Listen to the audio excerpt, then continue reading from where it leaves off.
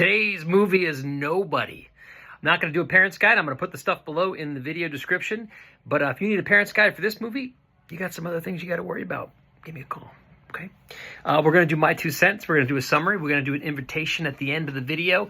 And if you love movies, you've come to the right place. I love movies. Let's go. So I got some notes here. Nobody. So Nobody is a movie I did not expect. I don't even know where it came on my radar. It came on my radar.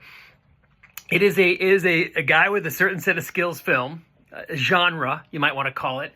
And overall, out of all the I've got a certain set of skills genre movies, maybe more modernly, Taken was the first to kind of, because if you think back to like Death Wish and even those movies years ago, they were guys with a certain set of skills, right?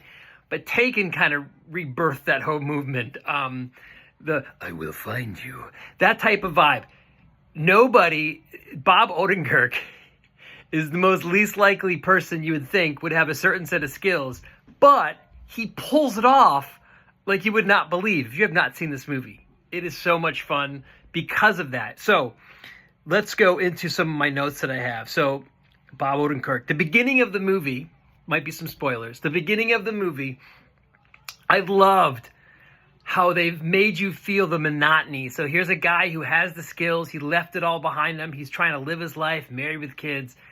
They let you feel the monotony of go to work, come home, go to bed. Get up, put out the trash, make the coffee, go to work, come home, go to bed. Get up, put out the trash, get the coffee, go to work, come. They do this so well. You feel like, oh my God, this is what his life feels like. And for a person that did what he did, and I love it that they don't really get into the details of it, because in these types of movies, all you need to know is that he has a certain set of skills. You don't need to know the inner workings of, I don't need a prequel. I don't need a Bob Odenkirk prequel, Nobody movie. Don't need it. So they did a great job kind of making you feel like, man, this guy is just like, he wants to fly. He wants to be like Mark Wahlberg. He wants to be a peacock. He wants to fly, but he's just put that life behind him, and he's like Keanu Reeves burying his past in the concrete foundation of his house. Like, this guy is buried it all. So they did a great job with there's a bus scene in this movie, kind of like the initial scene where you see what he's capable of. And the way they do this scene, they kind of have the music. There's like a Frank Sinatra song that comes on. The way they kind of slow it down. There's a gang of guys that are coming on this bus. And the way they do it, and they go into his head, and they're just like, this is paraphrasing, but he says something to himself like, "Dear God Almighty, I pray that these guys come on this bus right now." Like, he was just like waiting for the out to basically go back to that old life, or to vent, or he's just waiting for it. And that scene is brutal. And what I really liked about the fighting in this movie, well, that scene specifically, is he takes a beating too. Like, it's not like movies in the 90s where it's like Seagal will basically like go through this whole movie like beating people up, and then at the end of the movie he's like, "I got shot. I took one. I got a bullet, man. I took one. It's like, no, like Odenkirk in this movie, he gives it, but he takes it. And it's brutal. Like, even when he's going after the other people in the movie, you're like, oh. But then when they're going after him, you're doing the same thing. You're like, oh my God. It's brutal. And so, like, guy with a certain set of skills, Odenkirk's got it. Loved it. There's a house raid in this movie where they mess with him and they go after him. Oh my gosh. And the classic line that you can see everywhere is like, he puts his wife and kids in the basement, and he has like this security thing, and they have no clue what his past is, right? And he puts the security code on, closes the basement door, but before he does, he says, "Don't call the police." And it's such a great line, because you're like, he's saying, don't call the police, because I'm about to just take all these people out. And the way he does it too, and it's great contrast, because earlier in the movie, he gets someone that breaks into his house, and you see his resistant to use his skills against these people, and then he's like razzed by a neighbor for not doing something, but he's kind of afraid to do something because he didn't want to like act out and show what he's capable of and have his family exposed.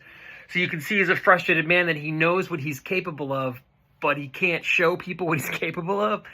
So in this scene when he's like, "Oh, don't call the cops," it's like, oh, it's great. And then, yeah, he's hiding.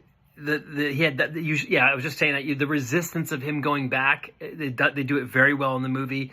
There's a scene at a pawn shop I thought was perfect, where he comes in there and then he's asking questions, and then they basically take the aggressive approach, and they're like, and then they take the aggressive approach, like, you can't come in here and order us around, and then he flips the tables on them, and he hands up this wad of cash, and he's like, there's only a certain amount of people in the world that'll do this, and it's like a person that's like this, a person like this. It's a great scene. It's a great line. But what makes it even better is in the movie they establish that he's got this special tattoo.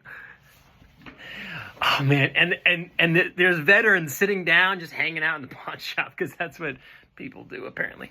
And they see this, and I guess only in the lore of the movie, only elite few have this, and they're just like, thank you for your service, and then they bolt, and the whole tone changes, and then he gets to ask his questions, and it's such, in my opinion, it's such a good way to establish that this guy not only has a certain set of skills, but his reputation precedes him. The fact that he has this one specific tattoo is showing like a generation of people who know what that is.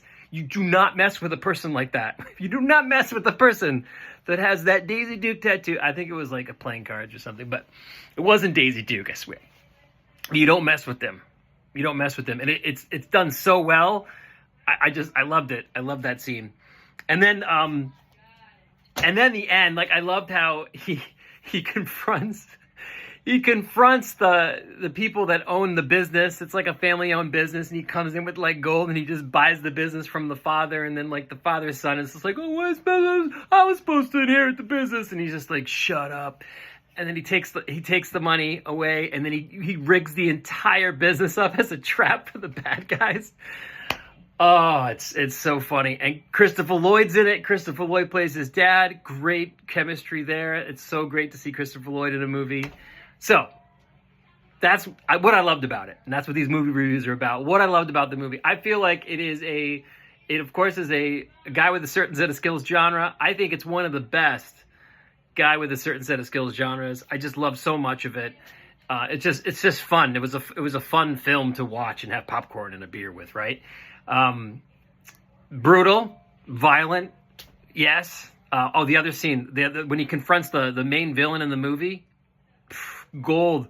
He's his casualness. If you've seen this, you love it. The casualness he has when he confronts this guy, and he's just sitting down in the guy's own restaurant. He's like, "Hey, everything that you love, I already burned it to the ground." And like, it's just like, and he's like, "Here's what we're gonna do." Like, it's so badass. It's so crazy cool. The fact that they built him up, and it's just neat. I think what makes it better is that it is Bob Odenkirk. I think because he's such a great actor, the fact that he sold it, and that he doesn't come across as being a guy with a certain set of skills. If it was Schwarzenegger or someone like Stallone, these great epic actors that are known for like beating down people in these movies from the 80s and 90s, you'd be like, well, of course. But the fact that it was Bob Odenkirk, it was such a good choice for that movie. It's probably why he signed up to do the movie. I know in an interview he said that he spent a lot of time trying to make himself feel ready for it and get ready for it, because he knows where he is age-wise for the film. So I heard there's rumors of a 2. Like, maybe you're watching this and 2's already out. But overall, fun guy with a certain set of skills film. That's my take on that movie. Nobody, if you haven't seen it and you're okay with watching brutal, crazy guy with a certain set of skill films that are rated R, nobody's a good watch. And an invitation to you, if you have a movie podcast and you're looking for a guest, shoot me a direct message. Let's just chit chat, see if we have good rapport, and if I could help you by being a guest on your podcast talking about movies, I'd love to join you. Thanks again. We'll see you next time. Bye.